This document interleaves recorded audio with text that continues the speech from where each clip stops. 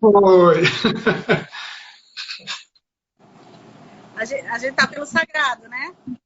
Estamos pelo sagrado. Então, era para ser, então. Tudo bem? Tudo. Será que Ah, lá no meu perfil pessoal que a gente está no sagrado? O pessoal vem. é, é possível, é possível. Deixa eu avisar lá, vou dar um toque lá, mas eu deve estar com algum bloqueio, não entendi, porque eu fiz uma live ontem. Não, não tem problema. O importante é que deu certo. Você está bem? Obrigado aí por estar disponível para a gente bater um papo. Obrigada a você, imagina, um prazer. Tudo bem.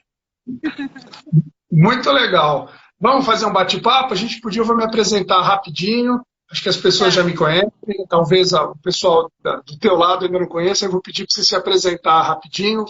Aí a gente começa a bater um papo aí de um tema que é super legal, né, que é empreendendo fora do Brasil, especificamente aí nos States. Então tá bom, eu sou Luiz Felipe, eu sou responsável, executivo responsável principal da E2. A E2 é uma mentoria focada em micro e pequenos empreendedores do Brasil e fora. A gente tem até uma mentorada nossa que já está aqui, a primeira a entrar, Tassi, que é a Carol lá da Austrália, ela está aí com a gente, mandando coração para a gente.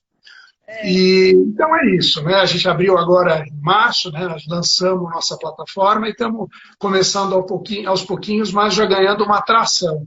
Né? E temos uma mentora, alguns mentores internacionais, como a Tassi. Tassi, podia se apresentar rapidinho?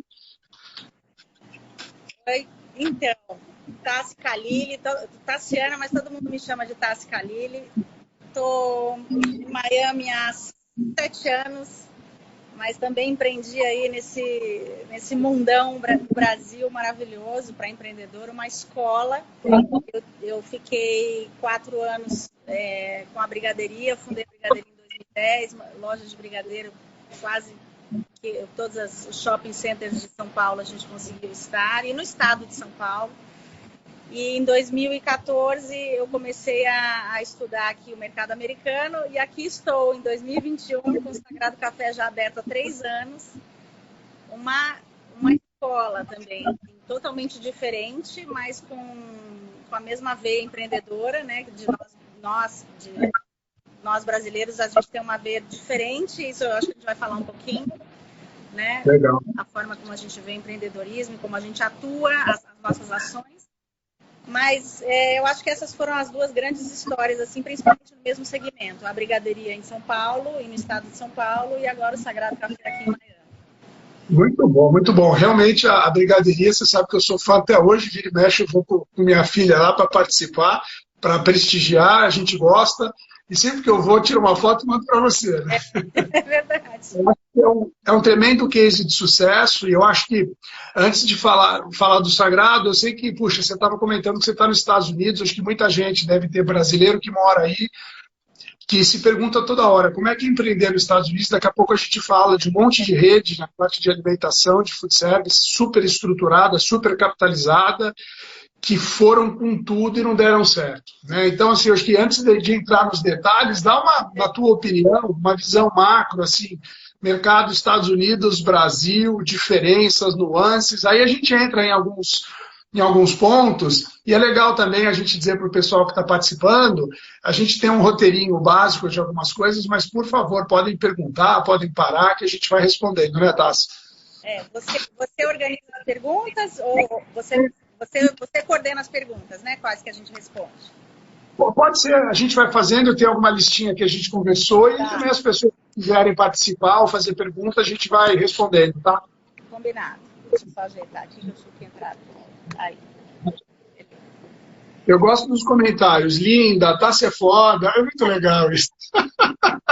Muito bom. A Tássia é muito querida. Essa minha turma, viu? Capaz, aí segura aí para não falar bobagem, minha gente. Mas... Muito bom. Mas me conta, quais Um pouquinho assim, a primeira impressão chegando nos Estados Unidos para empreender, você já tinha sido uma varejista de sucesso no Brasil, com shopping, sabe todas as nuances, onde que dá certo, onde que não dá, tomou um monte de paulada, de repente você vendeu, a brigadeiria, foi para os Estados Unidos, foi empreender com o Sagrado. Então, dá uma visão macro, assim, por que Estados Unidos? Eu sei que fazia parte de um plano familiar, de mudar com o marido, filho e tudo mais, mas conta um pouquinho, assim, a primeira coisa macro mesmo, depois a gente entra em estudo de mercado e outras coisinhas, tudo, a gente fala até de mentoria também. Mas dá uma visão macro de como foi essa decisão e assim, o que você encontrou pela frente. Você sabe que você perguntando isso me lembrou que eu não estava aqui para falar, mas me lembrou que eu estava numa fase, além de expansão absoluta da brigadeiria e já fazendo franquia, porque eu fiz a brigadeiria, eram todas lojas próprias, o modelo, né? Eu não tinha as franquias ainda, por isso que eu me associei com uma empresa grande para fazer as franquias. Mas, curiosamente, eu era convidada para fazer muitas palestras sobre internacionalização da marca. E muito curioso também, que agora me fez lembrar bastante, que eu recebi e-mails por todo o Brasil de pessoas que queriam abrir brigaderias por todo o Brasil, mas também nos Estados Unidos. Porque tinham empreendedores brasileiros pelos Estados Unidos que viam a marca crescer lá no Brasil e achavam que poderia ser uma oportunidade nos Estados Unidos. De certa forma, essas pessoas que me mandaram os e-mails me geraram uma curiosidade para estudar o modelo do negócio nos Estados Unidos. Então, eu acho que a primeira coisa que me chamou a atenção foi isso. Porque como eu estava a todo vapor na brigadeiria no Brasil, eu não tinha tido tempo para olhar o mercado americano, obviamente.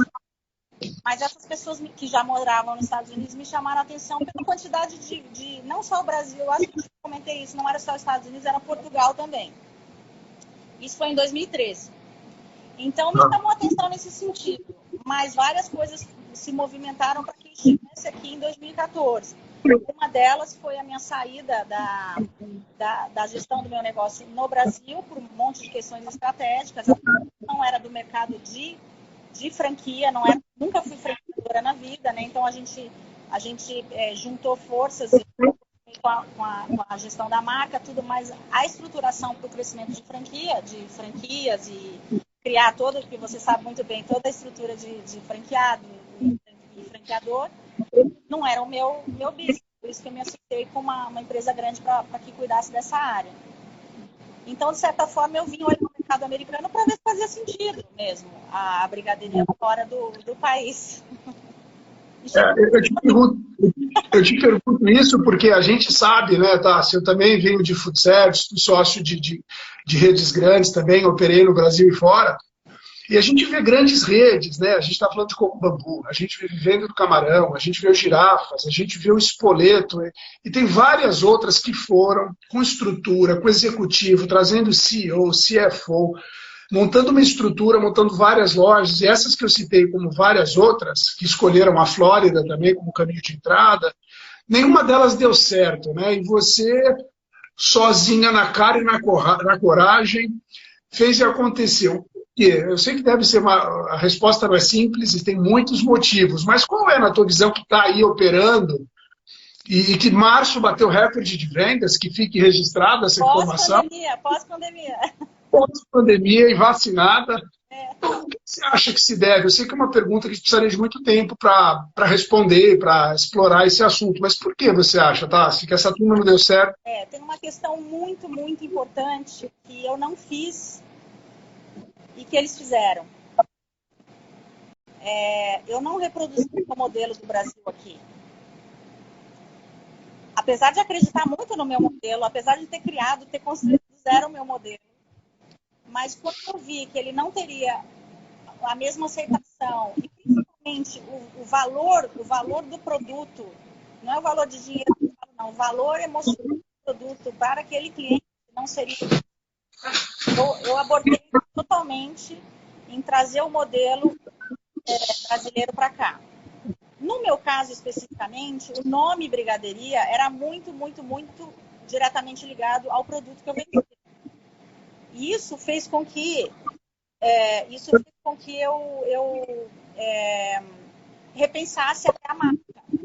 Mas poderia não ter sido o caso. Vamos supor que eu tivesse um nome no Brasil mais genérico, como esses muitos outros que você citou tem, talvez eu teria adaptado pelo menos a linha de produto, ou o modelo do negócio, ou a cara dele, fisicamente falando, né? Mas é que o meu caso era muito, muito específico a brigadeiro.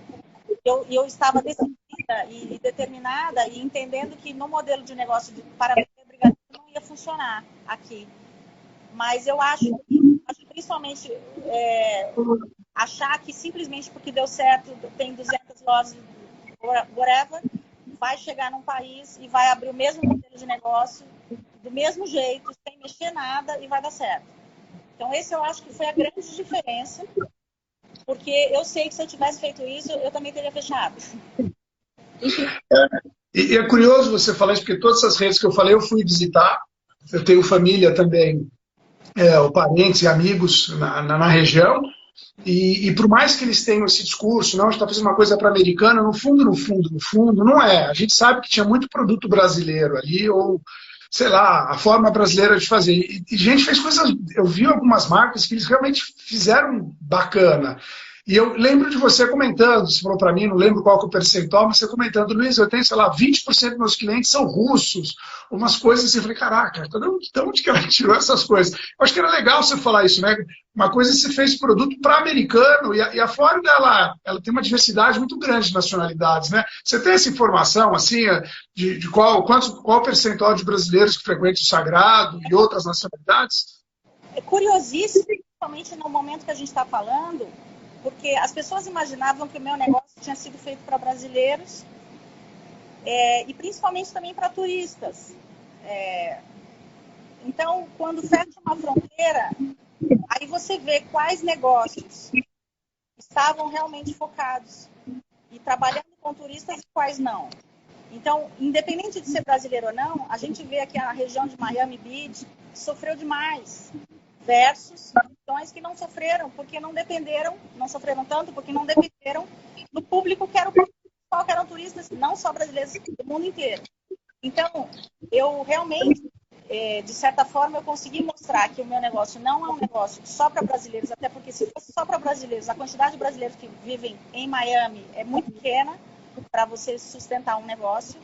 E também não é para turista, porque como você falou, em março eu tive recorde, com as fronteiras completamente fechadas para turistas e de faturamento. Então, eu consolidei esse negócio entendendo qual era o meu público regional. Eu não estudei esse negócio, porque os Estados Unidos, Miami, parece que você está em 10 cidades. Então, é verdade, dependendo, são bairros, são cidades. São cidades com consumos diferentes, com pessoas diferentes, com pessoas de lugares, de regiões do mundo diferentes, imigração diferente. Então, se eu abrir esse café em outro bairro, talvez eu tenha que repensar o negócio. É incrível. Então, quando eu escolhi esse lugar, além de estudar profundamente o mercado americano, eu estudei profundamente o lugar onde eu ia estar e como ele seria 3 anos depois. Essa também é uma grande diferença. E como você fez isso? Dentro do nosso script lá tem justamente essa, né? Estudo de mercado, né? Obviamente você tem uma intuição boa, como boa parte dos empreendedores, né? Transferindo o que você fez no Brasil indo para aí. Chegou lá, não é que você conhece Miami ou os Estados Unidos de forma geral. Então, como é que você fez aí? Conta um pouquinho da tua trajetória, o que você acertou e errou nessa questão de estudo de mercado. Olha, Luiz, isso é curiosíssimo, porque ninguém acredita. Há 7 anos atrás... Um monte de gente entrando, boa noite, Dani, Roger, ixi, um monte de gente entrando, te mandando beijo, mandando oi. Beijo para todo mundo que está entrando aí. Há 7 anos atrás, eu não conhecia uma pessoa em Miami. Ninguém acredita. Há 7 anos atrás, eu não conhecia uma pessoa. Eu vim para Miami, eu conheci somente um venezuelano que morava em Parkland, que é uma cidade bem longe assim, de Miami, fica 1 hora e pouco de Miami. Ele era venezuelano, amigo do meu esposo. Era a única pessoa que eu conheci em Miami, há 7 anos atrás. Como, né? Um minuto de silêncio para reflexão, né? Então, como você faz? Então, eu acho que isso me fez estudar demais. Eu acho que eu não tinha outra opção. Literalmente, eu não tinha outra opção. Se eu quisesse desbravar esse mercado, ia ter que ser do zero, porque eu conhecia um venezuelano que não tinha a menor noção do que eu fazia no Brasil. Assim. Então, eu acho que isso foi uma grande característica minha naquele momento sou eu e mais ninguém literalmente, vamos embora, o que eu vou buscar? Então, isso... Você estava sozinha. É. Sozinha. Sozinha. Isso me fez desconfiar de tudo, querer saber tudo 10 mil vezes, sabe? Querer ver se era isso mesmo, entendeu? Eu não sabia absolutamente nada. Então, eu profundamente estudei o mercado. Contratei uma empresa americana, porque eu acho que isso é importante num primeiro momento, até para a gente ganhar tempo em certas coisas, principalmente em números e informações que a gente não tem. Por exemplo, as questões tributárias são totalmente diferentes, sabe? Os custos fixos, para você montar um plano de negócio aqui, não adianta, você vai até usar a planilha lá, mas você vai ter que a planilha que você tem no Brasil, mas você vai ter que mudar, você vai mudar a coluna de funcionário, mas você vai mudar totalmente a forma de pagamento, como é que é, os custos, porque tem muita coisa diferente, os impostos, as cargas tributárias são totalmente diferentes, a relação aluguel, custo de ocupação, então isso foi muito legal, eu ter contratado essa empresa americana, porque eles vieram com um monte de informação que já era super fácil para eles lidarem, principalmente no segmento que era o meu negócio, e de cafés, de restaurantes. Mas isso foi... Então, eu acho que dessa maneira, mesmo eu vendo esse número, mesmo eu vendo essas informações, eu precisava estudar profundamente. E uma das coisas que eu acho que eu escrevi até no nosso briefing, que eu fiz, que eu falei, vai para o mercado, go to market. Você acredita que eu trabalhei em concorrente? Eu estudei, eu virei aluna de pastry de novo. Eu fiquei 8 meses estudando pastry para entender quem eram os futuros chefes que eu ia talvez contratar ou talvez trabalhar comigo.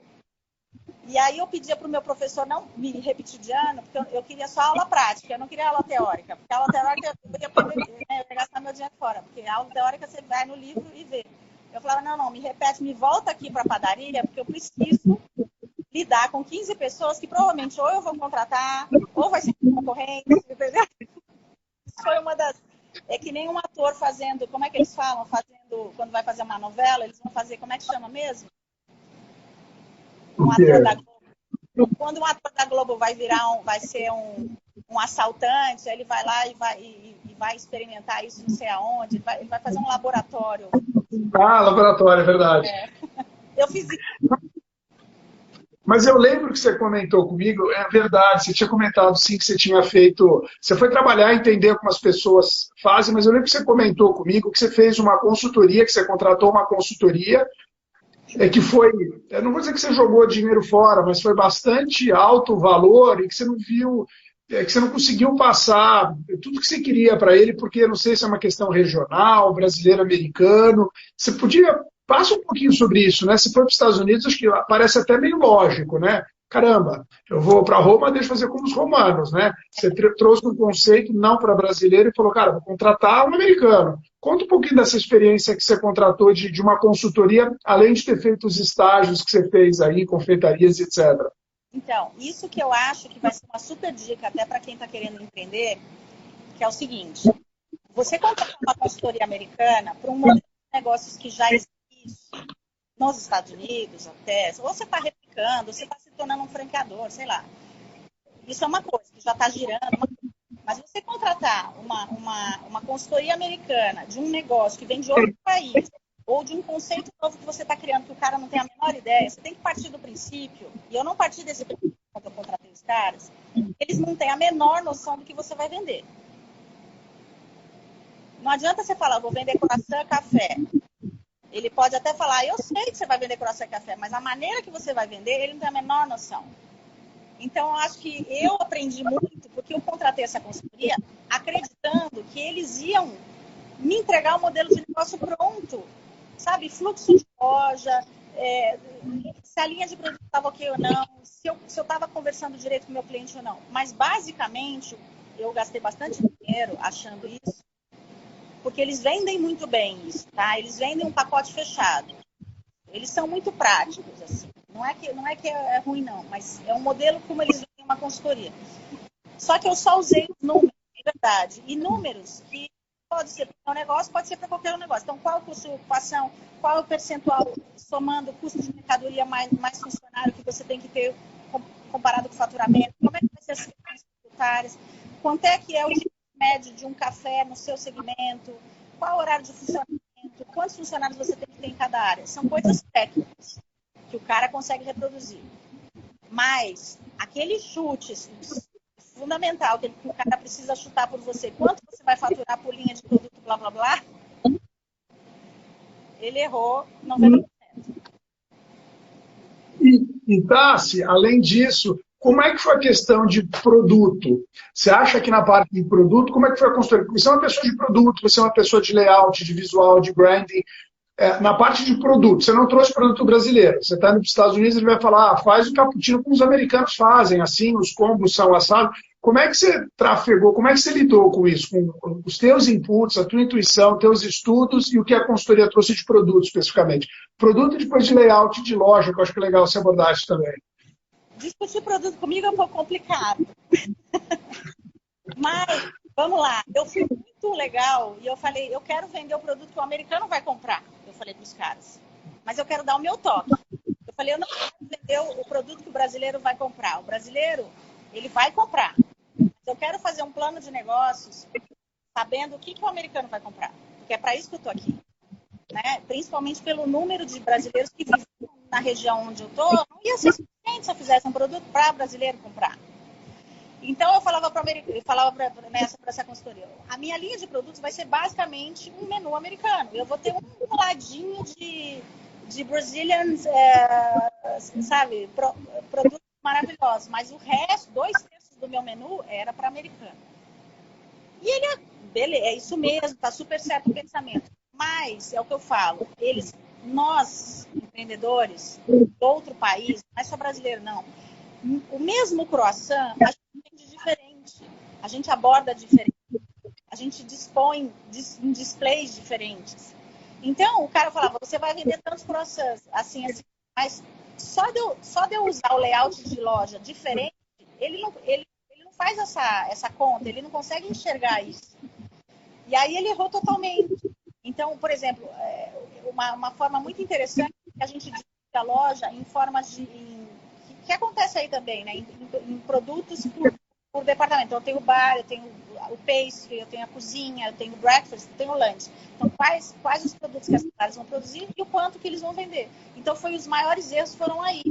Porque aí, o que me fizeram? Investir nos lugares errados, tanto em funcionários, que eu errei demais inicialmente, gastei muito dinheiro, porque eu fui assessorada a ter uma folha de pagamento X, e não aconteceu efetivamente a venda referente a isso.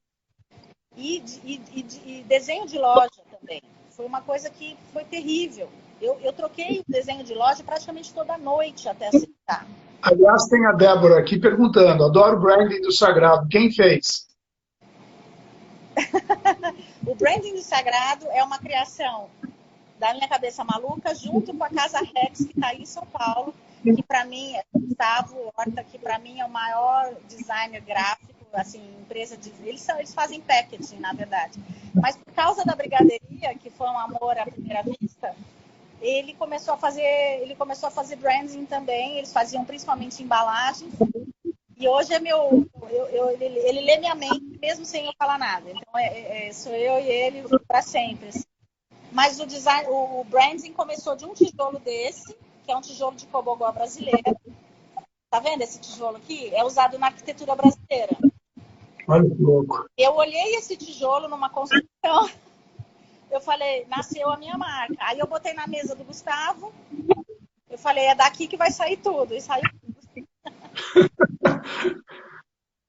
Muito louco.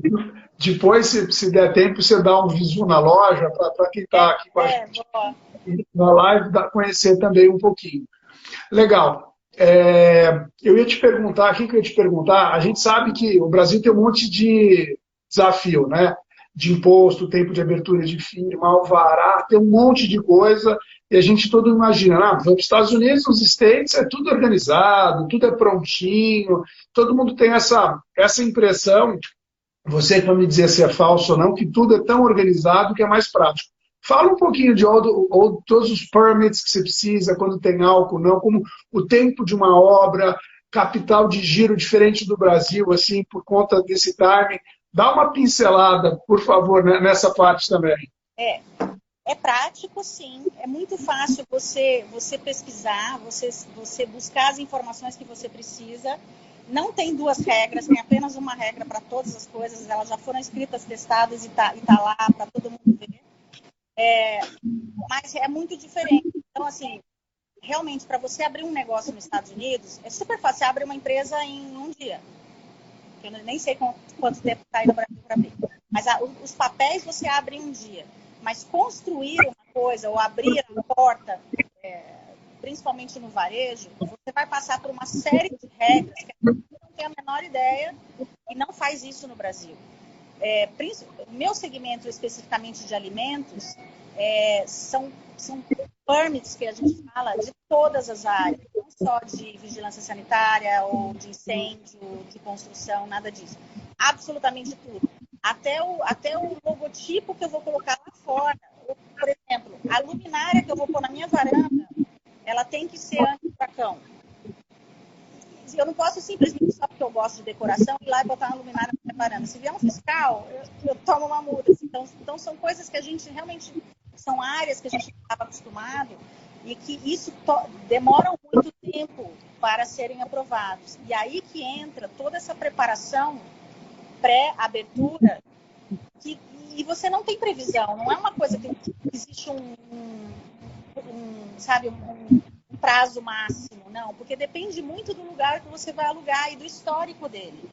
Mas demora mais que no Brasil, tá? Assim, de forma geral, igual, assim, o prazo para você abrir um business. Depende, não, para abrir o business, burocraticamente falando, é super rápido, mas para abrir as portas, depende muito do lugar que você vai alugar. Então, por exemplo, no nosso segmento de food and beverages, que é comida, bebida, tudo, o maior conselho que eu dou é o seguinte: não alugue um lugar que nunca tenha sido de comida e bebida.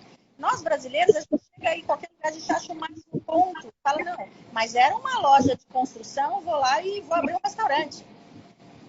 Se o cara tentar fazer isso aqui, talvez ele nunca vai abrir esse restaurante e ele vai morrer pagando esse aluguel, porque aqui você tem que fazer o contrato de aluguel e não importa se você vai abrir ou não, você vai ter que honrar até o final. Não existe lá e paga só 3 meses de multa. Não, você paga o aluguel inteiro. Eu vi muitas pessoas não conseguindo abrir porque não tiveram essa informação inicialmente e tiveram que deixar um dinheirão no aluguel porque não tinha o que fazer. Literalmente, aquele ponto não ia ser liberado para abrir para de negócio por uma série de questões e o aluguel não tem nada a ver com isso. Entendeu? Então, assim, o maior conselho que eu aprendi, que eu daria para quem vai abrir no segmento de comidas de bebidas é que busque pontos que já tenham esses pré-permits aprovados. Vamos supor que o Sagrado precisa expandir e vai para um lugar maior. Quem vier para cá, no meu espaço, seria super bom que fosse de comidas e bebidas. Porque eu já tenho os pré-permits aprovados. Entendeu? Isso é uma coisa que a gente aprendeu. A mesma coisa para salão de beleza. Eu imagino que é a mesma coisa para essas clínicas de estética, para academia de ginástica. Os caras aqui são muito sérios com essa questão de como o lugar vai ser para atender o cliente e em termos de segurança, um monte de coisa, entendeu? Eu ia até te perguntar sobre expansão já, mas antes de perguntar, tem a Kátia aqui. Oi, Kátia, que legal que você está aqui. Um beijo. E tem uma pergunta, acho que do Mylon, perguntando qual a melhor plataforma para usar aqui. Eu não sei a que ele se refere. Qual plataforma? Mas, enfim. Mas eu ia te perguntar, como você já tem uma loja, vou falar um pouquinho de expansão, né, tamanho de mercado, qual que é a tua visão que já expandiu no Brasil nacional e você está na Disneylândia dos negócios, né? É o lugar mais empreendedor do planeta, é os Estados Unidos. Então, como que é essa visão? Que você já foi expansionista, já cresceu aqui, o Sagrado está indo super bem, né? Você, against all odds, está decolando, está batendo recorde de vendas, já tem demanda e está planejando. Como é que... Agora acho que o planejamento fase 2, né? Estudo de mercado, primeiro para abrir e agora para expandir. Então, a primeira pergunta é, o fato de você já ter o permit, já saber, a gente sabe que os Estados Unidos os estados têm leis diferentes. O fato de você ter na Flórida isso facilita para você abrir mais na própria Flórida, ou se você for para, sei lá, outro estado, você vai para São Francisco, por exemplo, isso facilita ou nada a ver, você não tem nenhuma vantagem?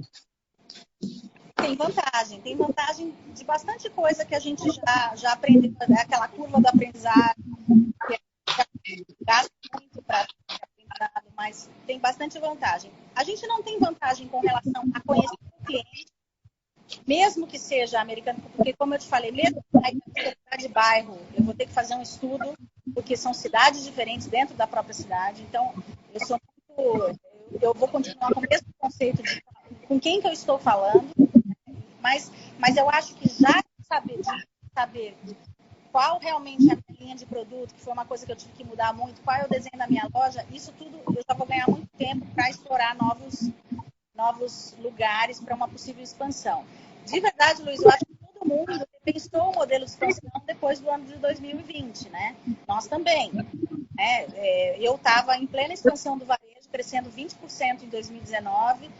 Eu tinha deixado o online de lado, porque realmente o varejo estava me consumindo. É uma marca nova, né, que requer um cuidado absoluto com cada detalhe. E eu ainda multiplico isso por 10 pelo jeito detalhista que eu sou.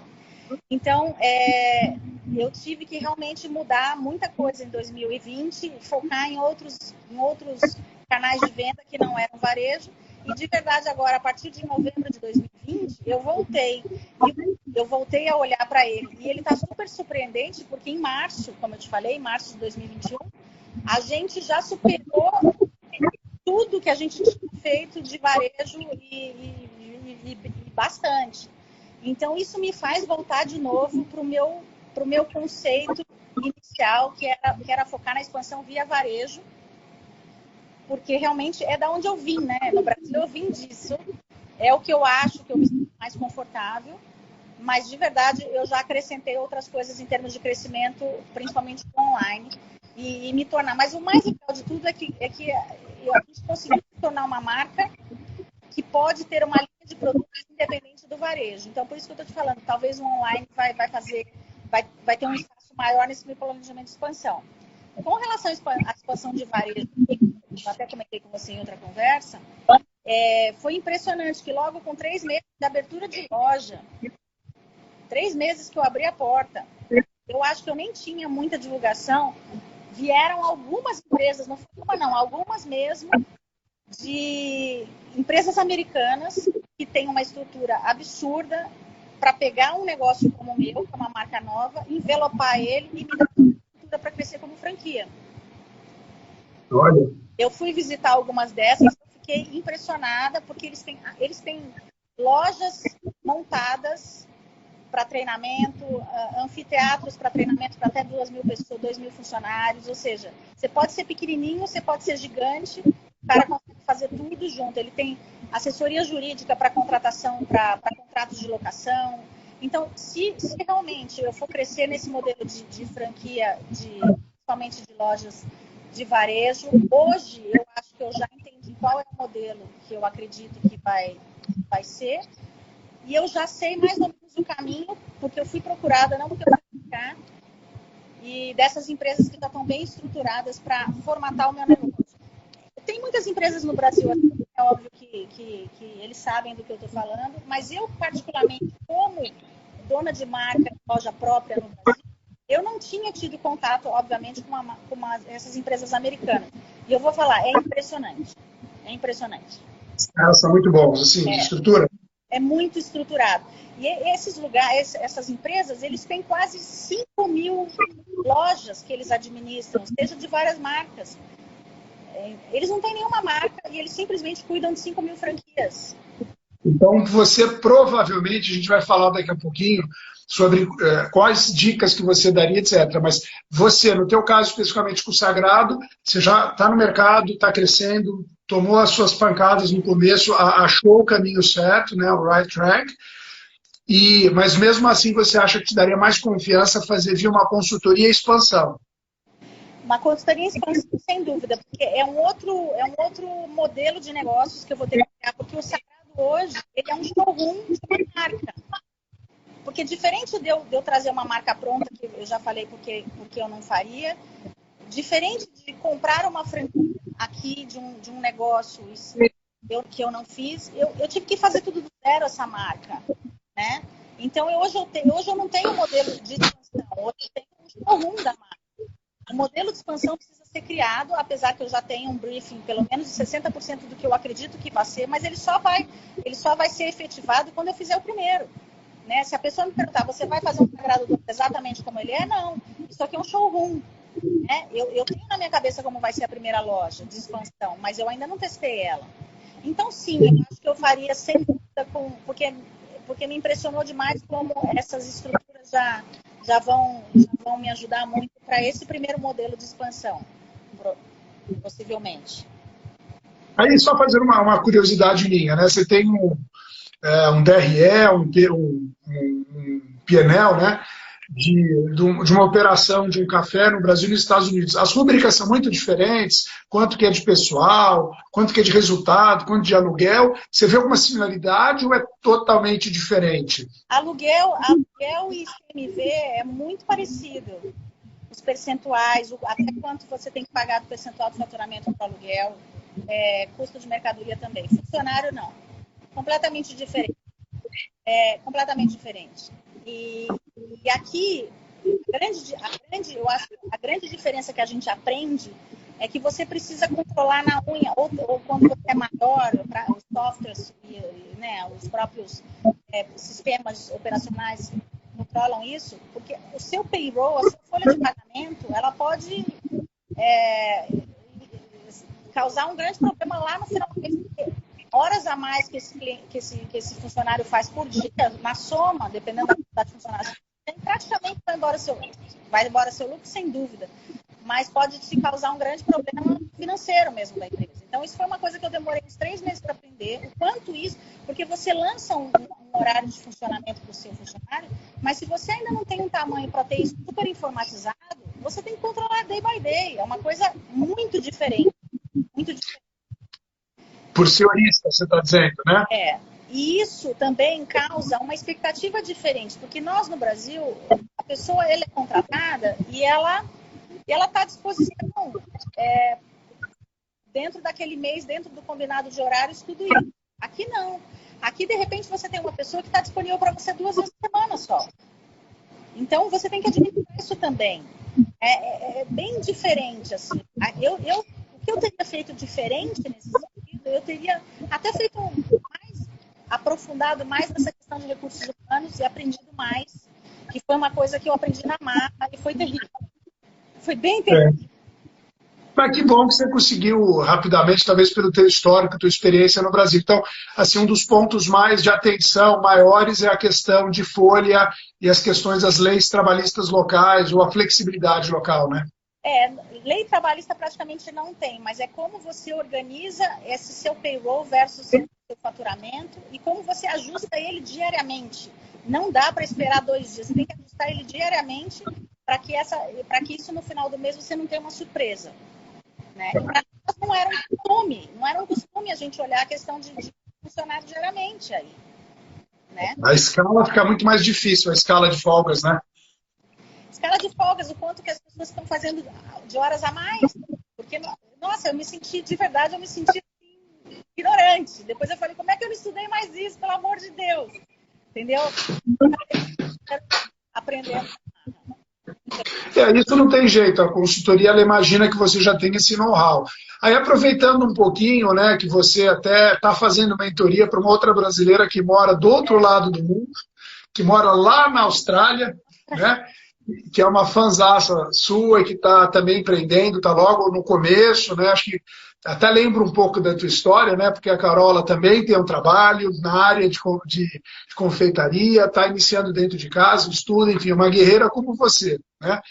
E não é à toa que ela te admira e está fazendo mentoria com você. De que forma que você acha, né? Óbvio que às vezes as pessoas têm algum amigo, um parente, um sócio ou uma consultoria.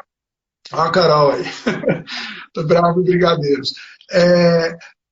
Mas que atalhos que você daria? Né? Eu acho que a importância, às vezes, pode ser uma mentoria que seja com uma empresa como a nossa, como a E2, ou que seja algum conselho de algum amigo, algum profissional.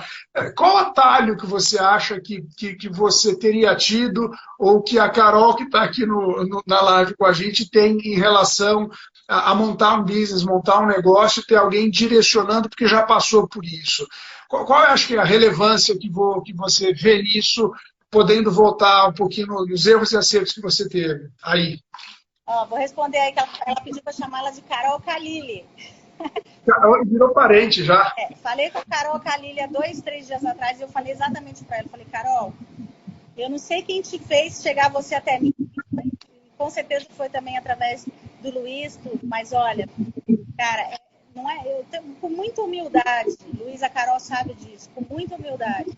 Eu gostaria muito de ter tido uma taça do outro lado, mesmo que seja do outro lado do mundo. Porque é muita coisa que a gente não sabe. E é muito difícil encontrar essas respostas nos modelos americanos. Como eu te falei, a consultoria, ela não tinha essas respostas para mim. Porque eles não entendem, eles nem sabem como é que é o nosso país, o que a gente vende na nossa questão tributária de funcionário. Para ele, é o que você falou, para ele era óbvio que eu tinha que saber que o funcionário ganha por dia e que eu tenho que controlar ele. Isso é um exemplo. Fora 60% do exemplo que ele não soube me responder, ou que ele me respondeu errado. Então, assim, eu não tive isso, eu procurei, eu não encontrei. Nós temos grupos de empresários que a gente comunica, mas principalmente a parte de networking, e é o que você falou, às vezes você também sem graça de ficar enchendo o saco da pessoa, muito isso. Os grupos de empresários, a gente ajuda, eu tento ajudar o máximo possível, mas tem uma hora que você fala, eu preciso de uma coisa um pouquinho mais profissional para eu poder me sentir à vontade de procurar ajuda, aonde eu acho que vai vir a ajuda correta. Então, eu acho que essa coisa do empreendedor por empreendedor, e principalmente no lugar que a gente está navegando, nossa, é maravilhoso. Eu gostaria de ter tido. Eu falei para ela, com toda a humildade do mundo, eu queria ter tido uma taça, mas tudo bem, não tive. Estamos aqui 3 anos depois, com bastante dinheiro jogado fora por causa disso, mas graças a Deus sobrevivemos. Eu acho que é uma coisa muito legal que você falou, Tassi, porque a consultoria ela vai nos processos que você tem que fazer. Ela não está preocupada em te formar, ver as suas expectativas. Acho que a mentoria tem um quê de relacionamento, mais humanizada, de desenvolver o empreendedor. Eu acho que, não estou dizendo que a consultoria seja ruim, muito pelo contrário, acho que é super bacana. Mas além de ser infinitamente mais barato, né, mais acessível, ele entra na pessoa, né? Acho que é o carinho que você fala da Carol, que está aqui e tudo mais, é porque você está... Às vezes a consultoria não está preocupada nos seus pontos fortes e fracos como empreendedor. Ela quer te entregar, você é mais uma na fila e vamos que vamos. E uma pessoa que quer de verdade ver o teu bem, ela está preocupada em te desenvolver, né? Putz, a Tássia não é muito boa nisso, mas daqui ela é uma craque, então vamos valorizar menos isso, vamos trabalhar nos pontos a serem melhorados. Acho que talvez isso seja legal, ou considerar o estágio que você está. O que você falou, a consultoria não está nem aí, se você sabe como é tributo, folha, faz aí, vamos que vamos. Uma pessoa que está te desenvolvendo, ela fala, mais atenção aqui, deixa eu te dar umas dicas do que eu aprendi, né? O mentor ou você, no caso, alguém mais experiente, você pode falar com propriedade, você já passou por isso. Não estou dizendo que você sabe tudo, mas uma boa parte, pelo menos, você já passou, né? Você tem experiência para passar, né? Isso é um bom exemplo, porque, por exemplo, essa consultoria que eu contratei de Nova York, por que eu contratei eles? Porque, de verdade, eles eram os consultores dos meus concorrentes, do meu target market. Foi por isso que eu cheguei neles. Eu falava, não, se você fez pro cara, você vai fazer para mim, né? Meio óbvio isso. Tudo bem, mas aí eu peguei depois... Aí depois eu falei, gente, mas ela nunca foi dona de um restaurante. Ela nunca foi dona de um café. Como é que ela vai responder? Por isso que ela não respondeu as minhas perguntas. Entendeu? E assim, é isso. É você poder ter a oportunidade de trocar com quem está lá, vivendo isso, passou, está um pouquinho à frente de você. Isso aí é demais, entendeu? É de empreendedor para empreendedor, isso aí é incrível. É incrível. É isso que eu ia falar. Você está falando com alguém do outro lado da linha, ou pessoalmente, principalmente online, com alguém que é empreendedor, nada contra os teóricos, nada contra. Mas, poxa, você está falando quem está na linha de frente, né? Alguém que já conquistou alguma coisa relevante. É diferente, né? Você está falando com quem está lá na linha, que sabe o que é entrar numa arena com uma espada e com um monte de de gladiador vindo do outro lado. Não é na teoria, é na prática. Eu acho que essa prática traz uma proximidade natural e automática, né, Tassi? Eu acho que sim, eu acho que até pelo propósito que o mentor, pelo seu, assim, da maneira como vocês me mostraram, o nosso propósito é que aconteça com os outros o que aconteceu com a gente. É muito legal você estar falando nisso. Todos os nossos mentores são empreendedores como a Tassi, onde, obviamente, que a mentoria, aquilo que é de graça, as pessoas normalmente não dão valor, então ela tem, não vou dizer um valor simbólico, mas um valor bastante competitivo, né, Tassi? E todo mundo está lá, como a Tassi, para ajudar e para que fomente o empreendedorismo, seja no Brasil e seja fora. Isso é muito bacana. Eu acho que é até legal mencionar, né, Tassi? Quando eu te convidei, que você aceitou, você fez o treinamento e tudo mais, você me ligou um dia e falou, Luiz, eu acho que está na hora deixa eu te ajudar a formar outros mentores nos Estados Unidos, porque tem muito brasileiro aqui que está mais perdido do que não sei o quê. Né? Então, tem outros mentores brasileiros que foram empreendedores aqui, que estão empreendendo nos Estados Unidos, justamente para poder ou ajudar o brasileiro que quer empreender aí, né, ou fora do Brasil, ou aqueles que já estão aí e que estão em dificuldade, não sabem onde começar, não sabem qual o primeiro passo, com quem que eu converso. Eu acho que tem consultorias, acho que é legal falar, consultorias bacanas para algumas coisas, mas para fazer da tua forma, acho que uma mentoria pode ser um atalho bem bacana, ou de repente até os dois, né, Tassi? E quando a gente fala mentoria... Importante, aqui, principalmente nos Estados Unidos, é importante, porque o mentor que está vivendo isso meio que do zero, ele não tem esses entendimentos de números de informações mais técnicas que uma consultoria pode dar.